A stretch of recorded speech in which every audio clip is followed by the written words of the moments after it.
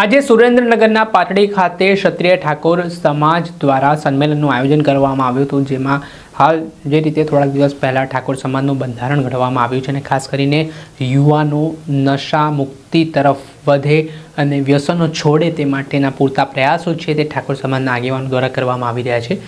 ત્યારે થોડા દિવસ પહેલાં દસાડા પાટડી ખાતે જે ઘટનાક્રમ બન્યો, જેમાં ક્ષત્રિય ઠાકોર સમાજના યુવાનો સામે જ પોલીસે ફરિયાદ નોંધીને તેમને જે મારવાના આક્ષેપો લાગ્યા છે તે મામલે અલ્પેશ ઠાકોર રોષે ભરાયા છે અને તેમણે શું ચેતવણી આપી છે, વિગતે વાત કરીએ। નમસ્કાર દર્શક।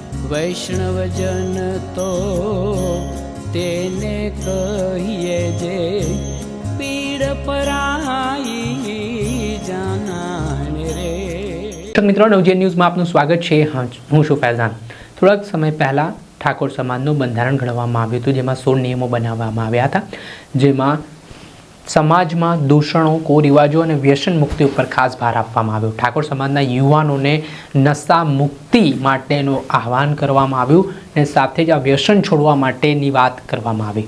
ત્યારે વાત કરીએ તો આને લઈને ક્ષત્રિય ઠાકોર સમાજના યુવાનો સુરેન્દ્રનગરના દસાડા પાટડી ખાતે આ મુહિમ ચલાવી રહ્યા હતા। બુટલેગર સામે આ ક્ષત્રિય ઠાકોર સમાજના યુવાનો છે તે ફરિયાદ કરવા માટે પહોંચ્યા, પરંતુ એવા આક્ષેપો સામે આવી રહ્યા છે કે પોલીસ અધિકારીએ ઉલટાની આ યુવાનો પર ફરિયાદ નોંધી દીધી ને આમાં પોલીસ અધિકારીઓએ માર પણ માર્યો હોય તેવા ગંભીર આક્ષેપો સામે આવ્યા છે। અને હવે આ મામલો પહોંચ્યો છે દક્ષિણ ગાંધીનગરના ધારાસભ્ય અને ઠાકોર સમાજના આગેવાન અલ્પેશ ઠાકોર સુધી। આ ઘટનાને લઈને અલ્પેશ ઠાકોરે એ અધિકારીઓને સ્પષ્ટ ચેતવણી આપી છે અને જાહેર મંચ પરથી શું વાત કહી છે તે સાંભળો।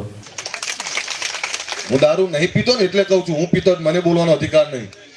અને એવા કોઈ પણ હોય કે જેને સાચી વાત કરવી હોય મંચ ઉપરથી, તો પહેલા પોતે સુધરવું પડે। એમ દારૂબંધી માટે જે યુવાનો મથે છે અને મતતા યુવાનો, એમને એક વાર ફોન કર્યો પોલીસ આવી, 2 વાર ફોન કર્યો પોલીસ આવી, 3જી વાર પોલીસ આવી, પણ બુટલેગરો પકડાતા નતા। એટલે ઘણા બધાને એવું થાય બુટલેગરો પકડાયા કેમ નહીં, એટલે નતા પકડાતા કે એમાં કેટલાક તો હોય ને મેસેજ આપનારા કે આવી રહ્યા છીએ ભાઈ, બંધ કરી દેજો, એટલે બુટલેગર ના પકડાય। પણ ઉપરથી ઘરમાં ઘૂસીને માર્યા, એ દીકરાને માર્યો, એની વાઈફને મારી। સુરેન્દ્રનગરના ડીએસપી ને કહેવા માંગુ છું, આવો પીઆઈ અમારે ના જોઈએ। તાત્કાલિક એની બદલી કરો। એ જે કોઈ હોય પોતાની જાતે એવું સમજે કે જે લોકો સાચી વિચારધારા અને સાચું કામ લઈને બહાર નીકળ્યા છે અને સાચી દિશામાં કામ કરતા હોય એવા નિર્દોષ લોકોને મારી અને ઉપરથી ખોટી ફરિયાદ કરવી, એ ખોટી ફરિયાદ કરતા હોય તો એમને કહી દેજો અલ્પેશ ઠાકોર મરી નહીં ગયો, હું જીવતો છું અને એનો એ જ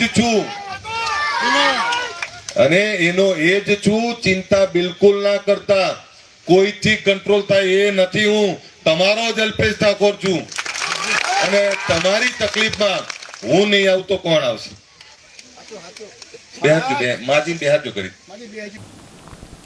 આપણે સાંભળ્યા હતા ઠાકોર સમાજના યુવા આગેવાન અલ્પેશ ઠાકોર રોષે ભરાયા છે અને ક્ષત્રિય ઠાકોર સમાજને જે માર મારનાર પોલીસ અધિકારી છે તેમની આગામી સમયમાં તેમની સામે કાર્યવાહી પણ કરવામાં આવશે। પરંતુ જે ઘટનાક્રમ સામે આવ્યો છે, બુટલેગર સામે ફરિયાદ કરનારા જ યુવાનો સામે જે ગુનો નોંધવામાં આવ્યો અને તેમને મારવામાં આવ્યો તેવા આક્ષેપો જે સામે આવી રહ્યા છે, તેના કારણે હવે રાજકારણ પણ ગરમાવાની શરૂઆત થઈ છે અને ઠાકોર સમાજમાં રોષ પણ જોવા મળી રહ્યો છે। દર્શક મિત્રો, આવા જ નવા વિડીયો સાથે આપને માહિતગાર કરતા રહીશું, એટલે નવજીવન ન્યૂઝ જોતા રહો।